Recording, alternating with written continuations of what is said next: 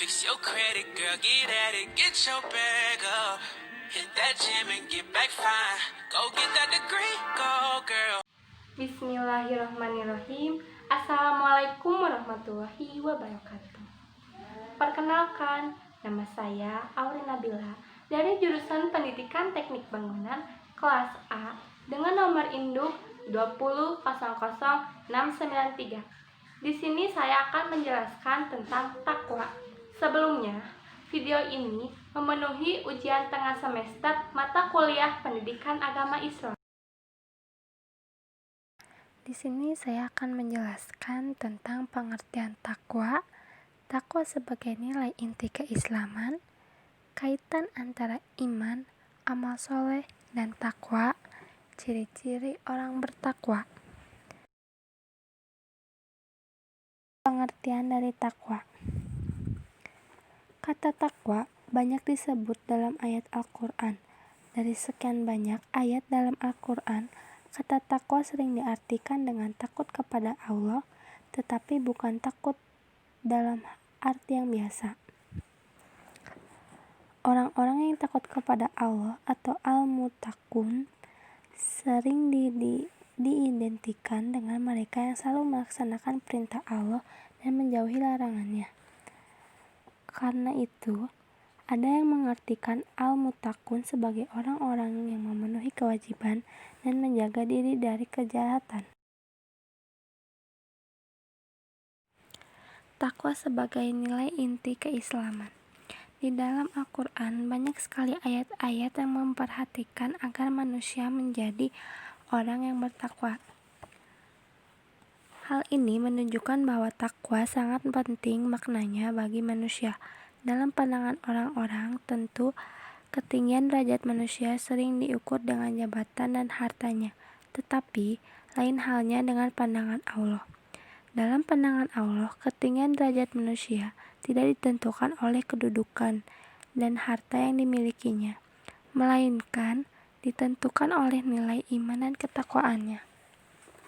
Selain itu, takwa juga peranannya sangat penting bagi manusia, karena orang-orang yang bertakwa akan mendapat berbagai macam anugerah dari Allah SWT. Di antaranya, orang-orang yang bertakwa akan dapat membedakan antara yang baik dan yang buruk, yang halal dan yang haram, yang hak dan yang batil, sebagai firman Allah, "Hai orang-orang yang beriman, barang siapa yang bertakwa kepada Allah, niscaya Allah akan menjadikan baginya pembeda atau petunjuk membedakan baik dan buruk." Selanjutnya, ada kaitan antara iman, amal soleh, dan takwa. Apa sih iman, amal soleh, dan takwa itu kaitannya? Iman, amal soleh, dan takwa merupakan tiga hal yang tidak bisa dipisahkan, karena ketiganya memiliki keterkaitan. Iman merupakan suatu keyakinan yang ada di dalam hati dan menjadi penggerak dan motivator bagi seseorang untuk dapat melakukan amal soleh dalam kehidupan sehari-hari. Sekaitan dengan itu, Al-Qarni menjelaskan bahwa orang-orang yang sebenarnya paling sengsara yaitu mereka yang miskin iman dan mengalami krisis keyakinan. Apa yang dikatakan Al-Qarni itu sesuai dengan kenyataan? Kalau kita perhatikan, kehidupan umat manusia tidak memiliki iman, mereka itu selamanya akan berada dalam kesengsaraan, kepedihan, kemurkaan, dan kehinaan. Sebenarnya, tidak ada sesuatu yang dapat membahagiakan jiwa, membersihkannya, mensucikannya, membuatnya bahagia, dan mengusir kegundahan darinya. Selain keimanan yang benar kepada Allah SWT, atau dengan kata lain, kalau hidup tanpa iman akan terasa hambar dan tidak bermakna.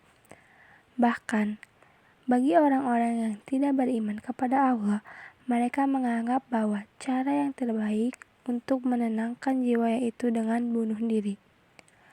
Menurut mereka, dengan bunuh diri akan terbebas dari bermacam-macam tekanan, kegelapan, dan bencana dalam hidupnya. betapa sengsara orang yang miskin iman, dan betapa menyakitkan siksa dan azab Allah di akhirat kelak bagi orang-orang yang menyimpang dari ajaran Allah. Oleh karena itu, sepatutnya manusia menerima dengan ikhlas dan mengimani dengan sebenar-benarnya bahwa tiada Tuhan selain Allah dan berusaha untuk mentauhidkannya. Iman memegang peranan penting bagi manusia, karena dari iman inilah akan lahir ketakwaan dalam diri seseorang berupa amal soleh dalam kehidupan sehari-hari. Oleh karena itu, pendidikan keimanan harus menjadi perhatian semua orang, terutama para pendidik. Pentingnya mengangkat nilai keimanan dalam kehidupan ini merupakan suatu wahana yang menjadi penyeimbang terhadap adanya kemajuan dunia yang lebih mementingkan hal-hal yang bersifat materi tetapi hampa makna, hampa nilai, khususnya nilai keimanan, sehingga membuat manusia kehilangan arti kemanusiaannya. Sementara ini, masih sedikit ilmuwan, lembaga, bahkan perguruan tinggi yang mengembangkan pendidikan nilai keimanan sebagai salah satu kajian, padahal lapangan kajian pendidikan nilai keimanan masih luas dan banyak potensi yang dapat digali dan dikembangkan. Sebagai salah satu cara dalam mengaktualisasikan nilai keimanan, maka nilai keimanan perlu untuk diangkat dan dijadikan sebagai landasan dalam berbagai aspek kehidupan, terutama dalam pendidikan, baik pendidikan di lingkungan keluarga, sekolah, perguruan tinggi, maupun yang ada di masyarakat, sehingga pendidikan nilai keimanan menjadi bagian integral dalam pendidikan pada umumnya. Ciri-ciri orang bertakwa yang pertama, beriman kepada Allah, Zat Al-Ghaib.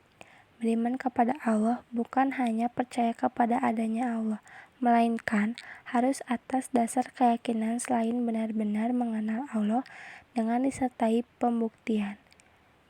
Iman kepada Allah bukan hanya sekedar percaya kepada Allah dan juga bukan hanya beriman kepada namanya Allah dan hafalnya saja, melainkan harus mengenal zatnya, jati diri Allah yang Al-Ghaib. Yang kedua, mendirikan sholat. Sholat menurut bahasa berarti doa atau rahmat. Pengertian ini diambil berdasarkan firman Allah, dan berdoalah untuk mereka, sesungguhnya doa itu menjadi ketentraman jiwa bagi mereka, dan Allah Maha mendengar lagi Maha mengetahui. Quran Surat 9 ayat 103. Fungsi sholat bagi manusia merupakan suatu media komunikasi antara hamba dengan Kholiknya dengan jalan menghadapkan diri dan hati kepadanya.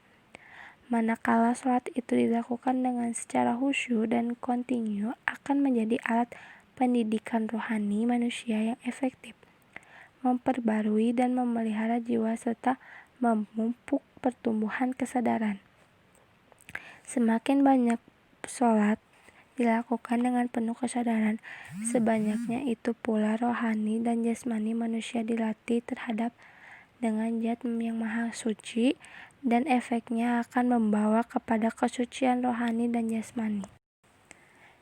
Yang ketiga, menginfakkan sebagian rezeki yang dianugerahkan Allah berupa zakat dan sodako.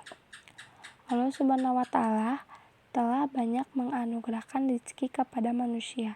Karenanya, manusia diharuskan untuk menyisihkan sebagian rezekinya, baik berupa zakat, sodako, dan lainnya. Zakat dan sodako dapat dikatakan sebagai usaha mensucikan diri dari kemungkinan pemilik cinta berlebih-lebihan kepada harta dan dari kemungkinan memiliki harta kotor yang disebabkan bercampurnya harta yang bersih dengan harta yang menjadi hak orang lain dengan jalan memberikan sebagian hartanya kepada orang yang berhak menerimanya. Yang keempat, beriman kepada apa yang diturunkan kepada Nabi Muhammad dan nabi-nabi sebelumnya, yaitu Alkitab, Al-Hikmah, dan An-Nubuwah. Alkitab, Al-Hikmah, dan Al-Nubuwah merupakan satu paket yang diturunkan kepada para nabi yang harus kita imani. Kitab adalah wahyu Allah, kalamnya, dan cahaya dirinya, cahaya dengan yang punya cahaya bagaikan sifat dan mausuf, bagaikan kertas dan putihnya yang selalu menyatu menjadi satu. Kitab yang dimaksud adalah kitab yang tidak ada keraguan di dalam sebagai petunjuk bagi orang-orang yang bertakwa, yaitu Kitabun Maknun, kitab yang terpelihara di Lauh Mahfuz, kitab yang hanya bisa dipahami oleh orang-orang yang disucikan hatinya. Yang kelima, meyakini adanya hari akhir. Hari akhir adalah tempat kembalinya hamba kepada asalnya seperti yang dijelaskan Allah dalam firman-Nya surat Al-Qamar ayat 5, yaitu di tempat yang benar di sisi Tuhan Raja yang Maha Kuasa. Pulang kembali ke tempat yang benar, kemudian merasakan betapa bahagianya, betapa gembiranya selama-lamanya di sisi Tuhan yang berkuasa. Untuk dapat kembali kepada asalnya dengan benar, tentu harus mengenal tempat kembalinya dengan benar yang tiada lain adalah Allah Subhanahu wa Ta'ala, dan berusaha mengingat-ingat dan menghayatinya dalam rasa hati. Dan orang yang seperti inilah yang digolongkan kepada orang yang meyakini hari akhir. Yang keenam, mereka yang menafkahkan rizkinya di jalan Allah, baik dalam keadaan lapang maupun sempit. Dengan kata lain, jika mereka memiliki uang $1.000, diinfakkannya paling tidak $1, dan jika hanya memiliki 1.000 sen, mereka diinfakkan 1 sen. Menafkahkan rezeki di jalan Allah Subhanahu wa Ta'ala adalah jalan hidup mereka. Bagi orang-orang yang suka bersedekah, Allah Subhanahu wa Ta'ala atas kehendaknya akan menjauhkan mereka dari kesulitan bala kehidupan lantaran kebajikan yang mereka perbuatan ini. Lebih dari itu, seseorang yang suka menolong orang lain tidak akan mengambil atau memakan harta orang lain, malahan ia lebih suka berbuat kebaikan bagi sesamanya. Ketujuh, mereka yang dapat mengendalikan amarah dan memaafkan kesalahan orang lain. Ketika Iman Baihaqi menjelaskan ayat ini, ia mengisahkan sebuah peristiwa sebagai berikut. Suatu ketika Ali bin Husain sedang merudu dan pelayannya yang menuangkan air ke tangannya menggunakan bejana. Bejana terlepas dari pegangan pelayan itu dan jatuh mengenai Ali. Sang pelayan menangkap kekecewaan di wajah Ali. Dengan cerdiknya, sang pelayan membaca ayat di atas kata demi kata. Ketika sampai pada kalimat, orang yang takwa ialah mengendalikan amarahnya, Ali lalu menelan amarahnya. Ketika sampai pada mereka memaafkan kesalahan orang lain, lalu Ali berkata, "Aku memaafkanmu." Dan ketika dibacakan bahwa Allah Subhanahu wa Ta'ala mencintai mereka yang bersikap baik kepada orang yang melakukan kesalahan, Ali memerdekakannya. Yang kedelapan, apabila orang-orang beriman terlanjur berbuat jahat atau aniaya, mereka ingat kepada Allah dan memohon ampun atas dosa-dosanya. Selaku manusia biasa pasti pernah melakukan dosa dan kesalahan. Untuk itu, apabila terlanjur melakukannya, maka hendaklah segera ingat kepada Allah dan memohon ampun kepadanya dan bertaubat.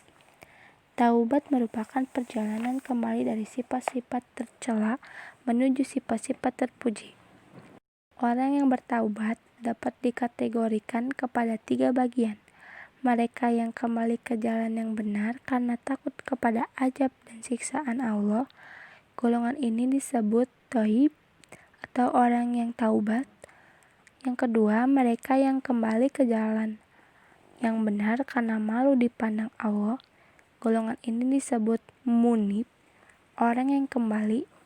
Yang ketiga, mereka yang kembali ke jalan yang benar. mengagungkan kebesaran Allah. Golongan ini disebut awwab atau orang yang senantiasa mawas diri dan kembali. Yang kesembilan, beriman kepada malaikat Allah.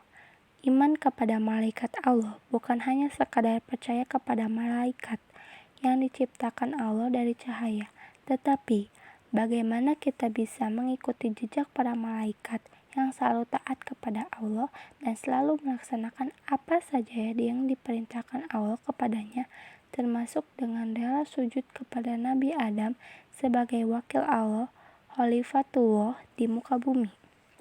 Kesepuluh, beriman kepada para nabi atau rasul Allah. Beriman kepada rasul berarti mengimani rasul yang diutus Allah yang selalu berada di tengah-tengah umatnya dan berusaha untuk mengikuti ajarannya dan meneladaninya.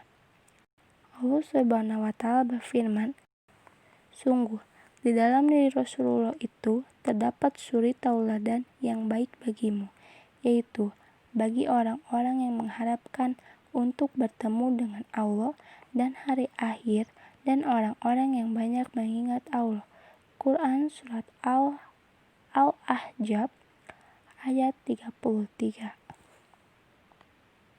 Yang ke-11, as-sabirin, orang-orang yang sabar. Salah satu sifat yang harus dimiliki oleh orang yang bertakwa ialah sabar. Sabar ialah meninggalkan segala macam pekerjaan yang digerakkan oleh hawa nafsu dan tetap pada pendirian agama dengan semata-mata karena menghendaki kebahagiaan dunia dan akhirat. Sabar merupakan perjuangan di dalam menghadapi hawa nafsu untuk pulang kembali kepada Tuhan atau rela memaksa jiwa raga untuk tetap patuh kepada Allah dan para rasulnya dalam situasi dan kondisi apapun. Yang ke-12, as-sadiqin. As-sadiqin jama dari sadik, artinya orang yang benar dan jujur. Sadik adalah isim fa'il yang berasal dari kata sidik yang artinya lebih dekat dengan sebuah sikap pembenarannya terhadap sesuatu yang datang dari Allah dan Rasul-Nya yang berangkat dari rasa dan naluri keimanan yang mendalam. Contohnya, kisah Abu Bakar sebagai penguatnya. Sekian dari saya. Terima kasih yang telah menonton video ini.